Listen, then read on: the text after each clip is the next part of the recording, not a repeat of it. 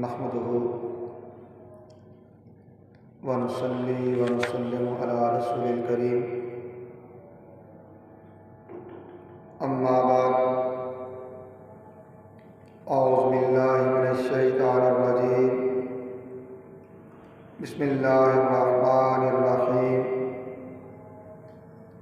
سبحان الذي أسرى بعبده ليلا من المسجد الحرام إلى المسجد الأقصى الذي باركنا حوله لنريه من آياتنا إنه هو السميع البصير صدق الله مولانا العظيم إن الله وملائكته يصلون على النبي يا أيها الذين آمنوا صلوا عليه وسلموا تسليما الصلاة والسلام عليك يا سيدي يا رسول الله وعلى آلك وأصحابك يا سيدي يا حبيب الله الصلاة والسلام عليك يا سيدي يا خطب المرسلين وعلى آلك وأصحابك يا سيدي يا رحمة للعالمين۔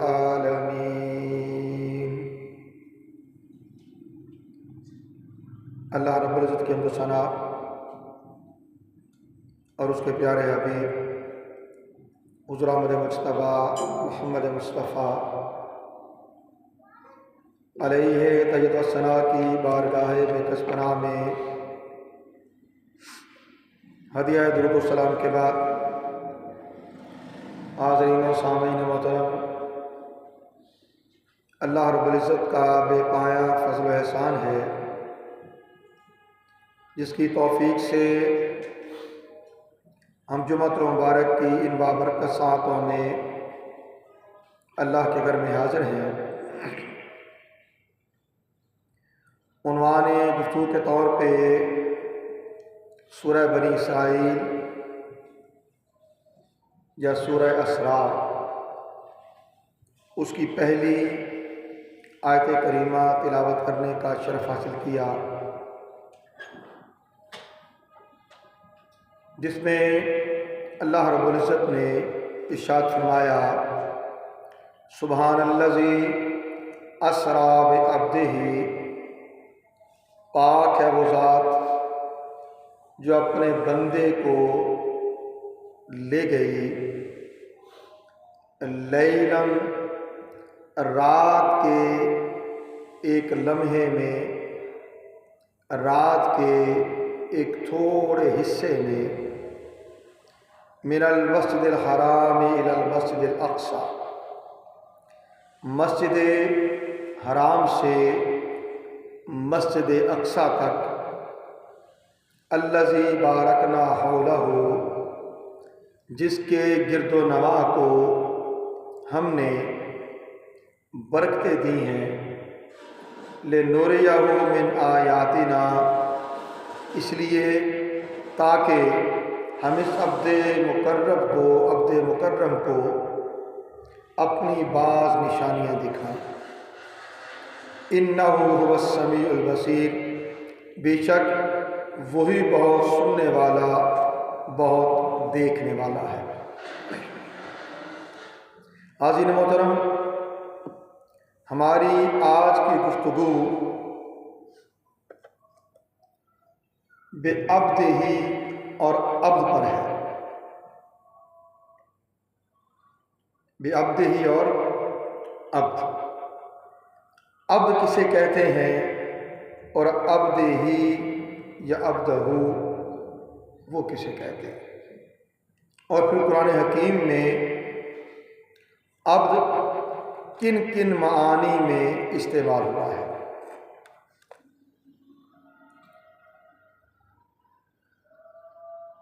تو سب سے پہلے تو ہم اس طرح بڑھتے ہیں کہ علامہ حسین بن محمد راغب اصفہانی متوفی 502 ہجری، آپ اپنی معروف کتاب مفردات القرآن میں عبد کی یہ 5 مختلف قسمیں قرآن حکیم کی آیات کی روشنی میں بیان کرتے ہیں، یا یوں کہہ لیجئے کہ قرآن حکیم میں عبد کا لفظ ان 5 مختلف معانی میں استعمال ہوا ہے۔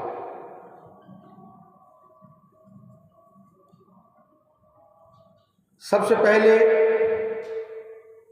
عبد کا معنی ہے غلام، جس کو بیچنا اور خریدنا جائز ہو۔ عبد کا ایک معنی کیا ہے؟ غلام، جس کو بیچنا خریدنا جائز ہو، اور یہ حکم اس وقت تک تھا جب دنیا میں غلام بنانے کا رواج تھا۔ اسلام آیا تو اسلام نے بتدریج غلامی کے اس نظام کا خاتمہ کیا، اور اب بحمد اللہ غلامی کا وہ طریق دنیا بھر میں ختم ہو چکا، مگر یہ کہ قرآن میں عبد غلام کے معنی میں بھی استعمال ہوا ہے۔ سورہ بقرہ آیت 178، اللہ تعالیٰ نے ارشاد فرمایا العبد بالعبد، غلام کو غلام کے بدلے میں قتل کیا جائے گا، غلام کو غلام کے بدلے میں قتل کیا جائے گا۔ اور دوسرے مقام سورہ نحل آیت 75 میں اللہ تعالیٰ نے ارشاد فرمایا ضرب اللہ مثلا عبدا مملوکا لا یقدر علی شیء، اللہ تعالیٰ مثال بیان فرماتا ہے ایک مملوک غلام کی جس کو کسی چیز پر قدرت نہیں ہے، جس کو کسی چیز پر قدرت نہیں ہے۔ عبد کا دوسرا معنی ہے عبادت گزار اور اطاعت گزار، عبادت گزار اور اطاعت گزار۔ اب اس میں پہلی قسم وہ ہے کہ جس میں بندہ اپنے اختیار کے بغیر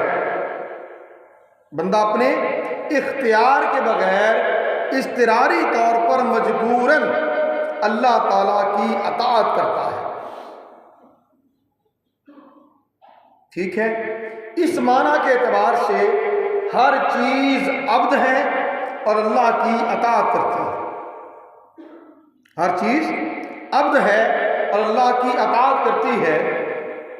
فقط نے ارشاد فرمایا ان کل من فی السماوات والارض الا آتی الرحمن عبدا، آسمانوں اور زمینوں میں جو کچھ بھی ہے ہر چیز وہ رحمان کی بارگاہ میں عبادت کرنے والی،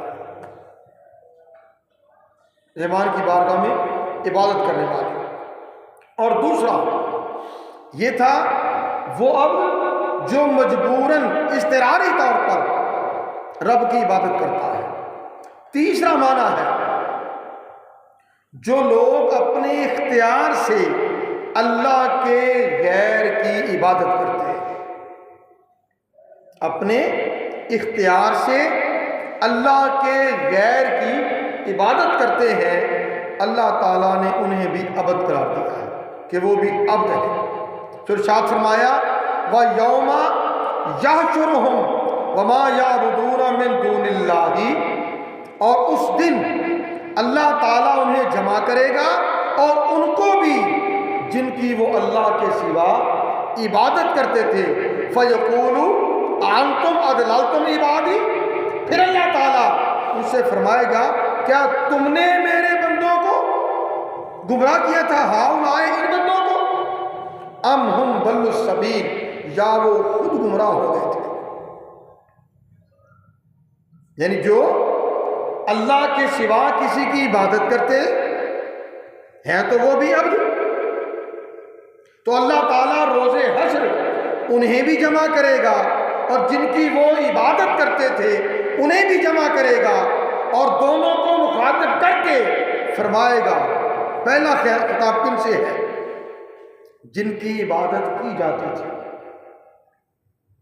کہ کیا تم نے میرے ان بندوں کو گمراہ کیا تھا؟ اور دوسرا خطاب ان سے ہے جو گمراہ ہوئے یا وہ خود ہی گمراہ ہو گئے تھے. تو یہ تیسرا معنی قرآن نے عبد کا کیا. چوتھا معنی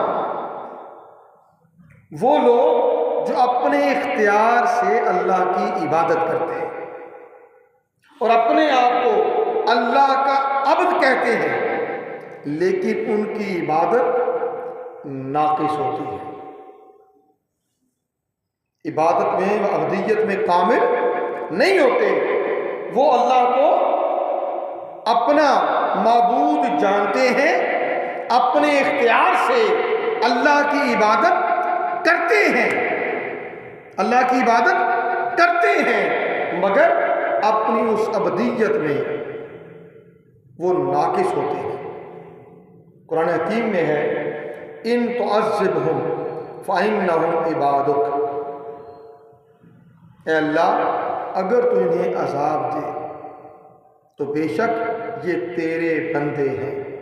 وَإِن تَغْفِرْ لَهُمْ، اور اگر تو انہیں معاف فرما دے فَإِنَّكَ أَنْتَ الْعَزِيزُ الْحَكِيمُ، تو بے شک تو بہت غالب بڑی حکمت والا ہے. تو بہت غالب بڑی حکمت والا ہے.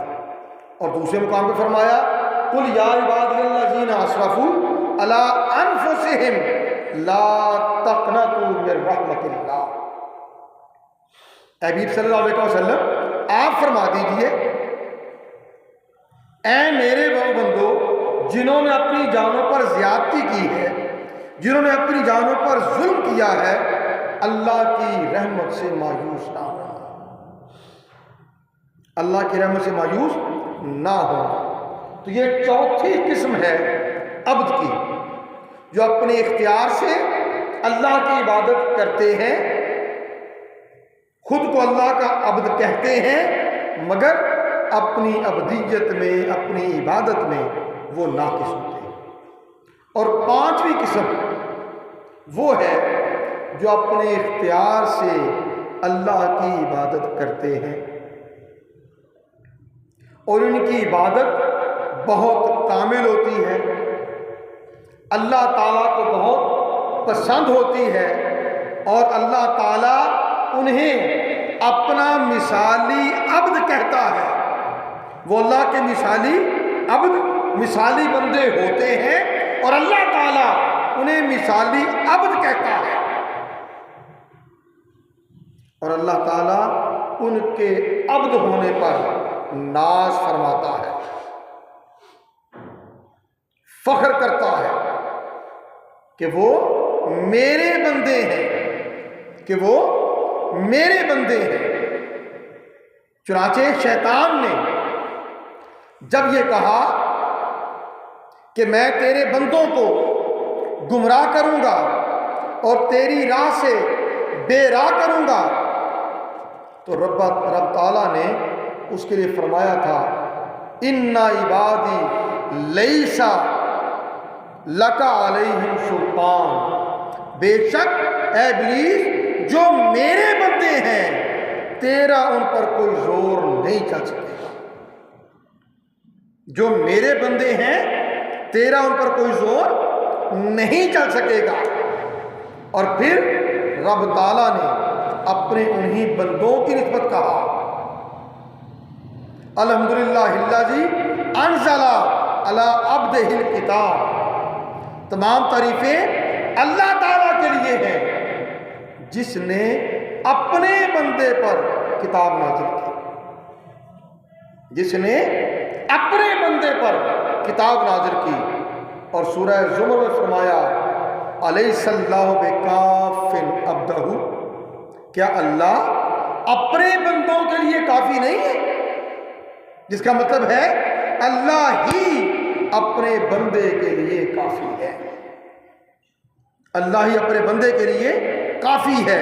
اب بات یہاں سمجھنے کی ہے کہ رب تعالیٰ نے عبد کو 5 مختلف معانی میں قرآن حکیم میں استعمال کیا۔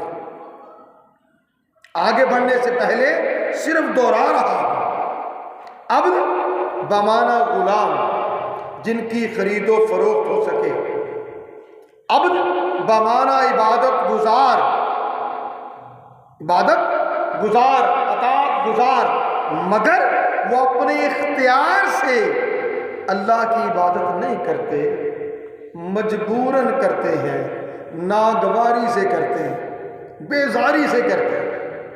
ٹھیک ہے، عبد بمعنی وہ لوگ جو اپنے اختیار سے اللہ کے غیر کی عبادت کرتے ہیں، اللہ کے غیر کی عبادت کرتے ہیں۔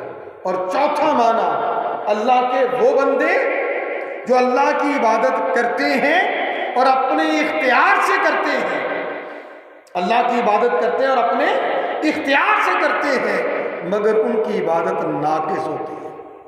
یہ 4 معنی ہو گئے۔ اب یہ جو چوتھے بندے ہیں، یہ اللہ کو اپنا معبود برحق جانتے ہیں، اپنے اختیار سے رب تعالیٰ کی عبادت کرتے ہیں، مگر اپنی عبودیت میں کامل نہیں ہوتے، اپنی عبودیت میں کامل نہیں ہوتے۔ اور 5ویں قسم ہے اللہ کے وہ بندے جو اپنے اختیار سے اللہ کی عبادت کرتے ہیں، اپنی عبادت میں کامل ہوتے ہیں، اللہ کو ان کی عبادت پسند ہوتی ہے، اللہ تعالیٰ انہیں اپنا مثالی عبد قرار دیتا ہے، اور اللہ تعالیٰ ان پر ناز کرتا ہے، ان پر فخر کرتا ہے، اور انہیں اپنا بندہ کہتا ہے، اپنا بندہ کہتا ہے۔ ٹھیک ہے، یہ 5 معنی ہو گئے۔ اب 5ویں معنی میں یہ سمجھ لیجئے تمام انبیاء علیہ السلام، تمام رسول اعظام اپنی عبودیت میں کامل تھے، اپنی عبودیت میں کامل تھے،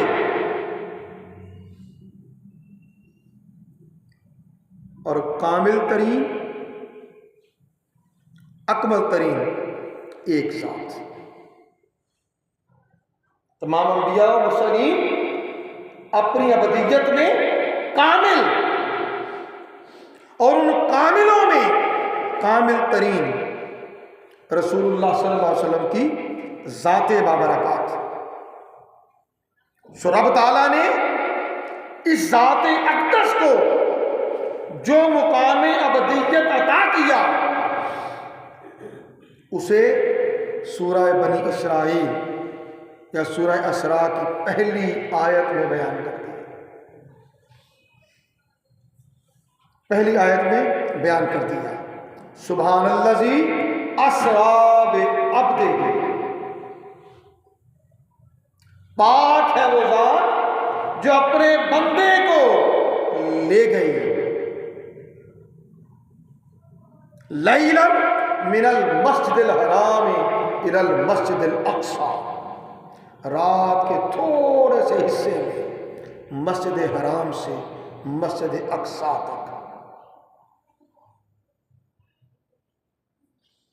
یہ ہے رسول کونین صلی اللہ علیہ وسلم کا معجزہ معراج، معجزہ معراج۔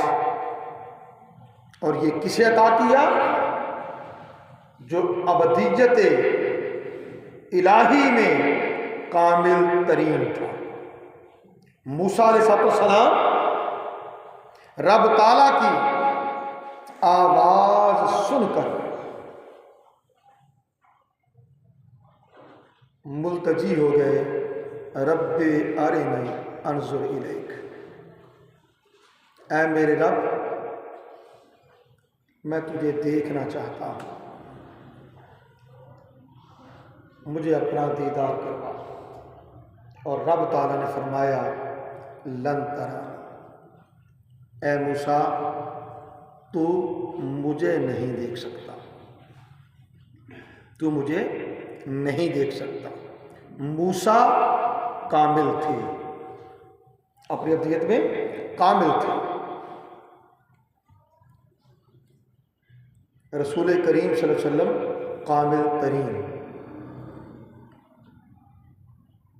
سو موسیٰ علیہ السلام کو جواب تو یہ دے دیا کہ اے موسیٰ تو مجھے نہیں دیکھ سکتا، اور جسے بے حجاب اپنا دیدار کروانا تھا اسے مسجد حرام سے سوتے میں اپنے نمائندہ خاص کے ذریعے جگایا بھی، جنت سے براق کی سواری بھی بھیجی، زمینی سفر مسجد حرام سے مسجد اقصی تک کروایا بھی، انبیاء و مرسلین کی امامت کا منصب بھی وہاں ظاہر فرما دیا، اور پھر زمینی کائنات پیچھے رہ گئی۔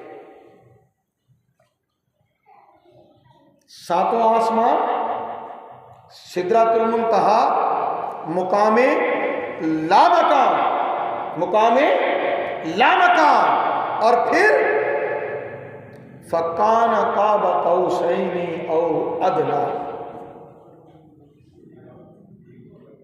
اس مقام پہ پہنچے کہ 2 کمانوں کا فاصلہ، اور قرآن نے کہا او ادنی، یا اس سے بھی کم۔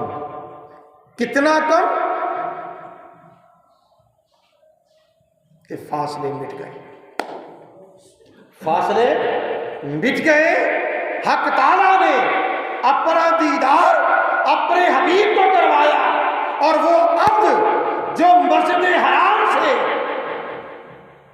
براق پر سوار ہو کے چلا تھا، اسی عبد کو رب تعالیٰ نے ان کیفیات سے سرشار فرمایا جسے قرآن نے کہا فَأَوْحَىٰ إِلَىٰ عَبْدِهِ مَا أَوْحَىٰ، اس مقام لامکان پر بھی جہاں کعبہ کا حسین او ادنا کہہ کر سارے فاصلے حق تعالیٰ نے مٹا دیے، اپنے بندے کی طرف وحی فرمائی، اپنے بندے کی طرف وحی فرمائی، جو وحی فرمائی۔ علامہ اقبال نے کہا تھا عبد دیگر عبدہ چیز دیگر، بندہ ہونا اور بات ہے، اس کا بندہ ہونا اور بات ہے۔ بندہ ہونا اور بات، اس کا بندہ ہونا اور بات۔ این سراپا انتظار، یہ جو بندہ ہے یہ تو سراپا انتظار ہوتا ہے کہ رب تعالیٰ کب ہماری ابدیت کو اپنی بارگاہ میں شرط قبولیت بخشے، کب ہمیں اپنی بندگی میں شامل کرے، اپنی بندگی میں قبول فرمائے۔ اور وہ بندہ ایسا بندہ ہے کہ اس کا انتظار پھر وہ خود کرتا ہے، وہ منتظر اس کا انتظار کیا کرتا ہے۔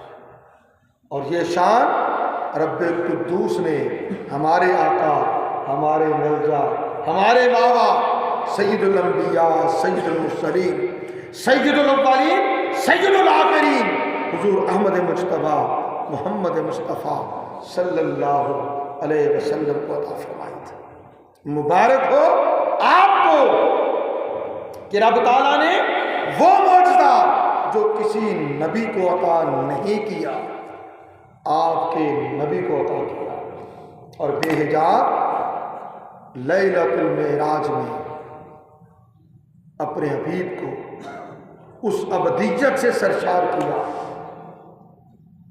کہ جس میں وہ رب تعالی منتظر تھا اور حبیب علیہ السلام منتظر تھے، وہ انتظار کرنے والا تھا اور مصطفیٰ کریم صلی اللہ علیہ وسلم اس کے پاس تشریف لے جانے والے تھے، بلکہ تشریف لے جانے والے نہیں تھے، وہ خود لا رہا تھا، وہ خود اس حبیب کو لا رہا تھا۔